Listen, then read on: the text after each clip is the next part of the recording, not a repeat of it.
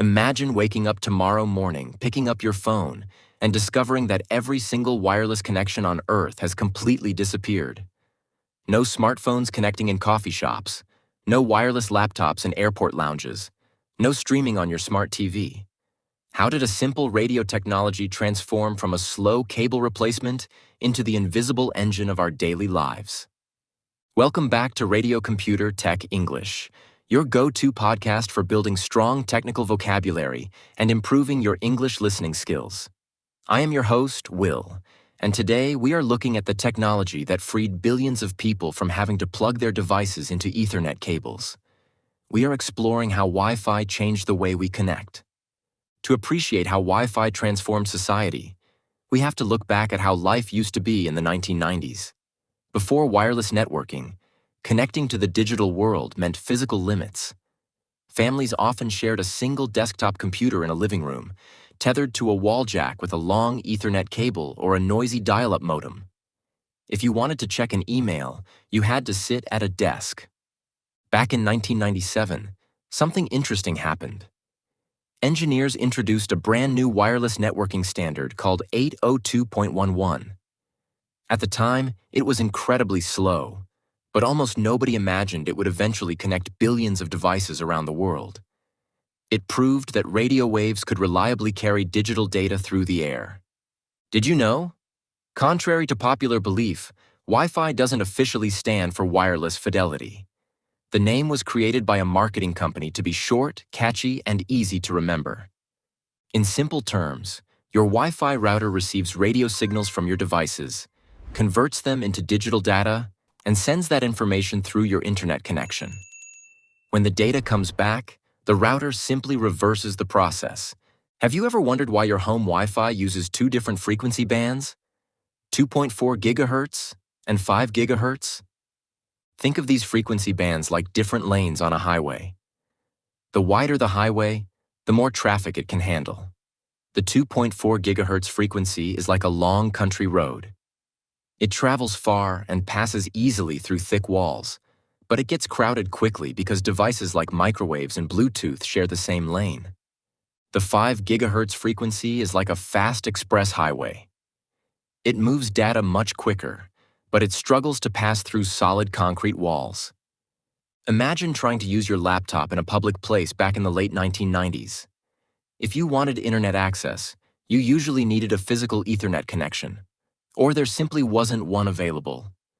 As Wi-Fi became more common, laptops allowed people to work from coffee shops, parks, and hotel lobbies. Universities built connected campuses, allowing students to research from anywhere. Then came smartphones, online video streaming, and remote work. Today, it's not unusual for a single household to have 20 or even 30 devices connected at the same time. Smartphones, security cameras, gaming consoles, and smart TVs. Now think about your own home for a moment. How many Wi-Fi devices do you think are connected right now? Your phone, your laptop, your smart TV? Maybe even your smartwatch? Have you ever thought about how a router keeps up when everyone in the house is streaming video at the exact same moment? To handle this massive demand, modern standards like Wi-Fi 6 introduced smarter ways of organizing network traffic, such as OFDMA. Think of older Wi-Fi like a delivery truck that could only carry a package for one person at a time, making everyone else wait. OFDMA allows the router to divide the truck's cargo space, delivering small data packages to multiple devices in a single trip. This prevents lag, reduces buffering, and keeps dozens of smart devices online simultaneously. Looking back, Wi-Fi didn't simply remove physical cables. It completely revolutionized the way people work, learn, travel, and communicate.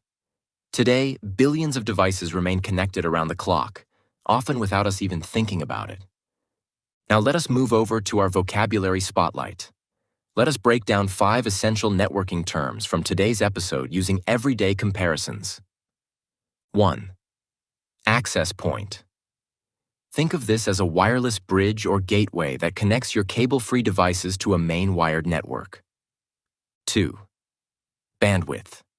Imagine a water pipe. A wider pipe carries more water. In networking, Bandwidth works the same way, measuring how much data can flow through a connection at one time. 3. Frequency band. Think of this as a specific radio channel or lane on a highway used to transmit wireless signals through the air. 4. Latency.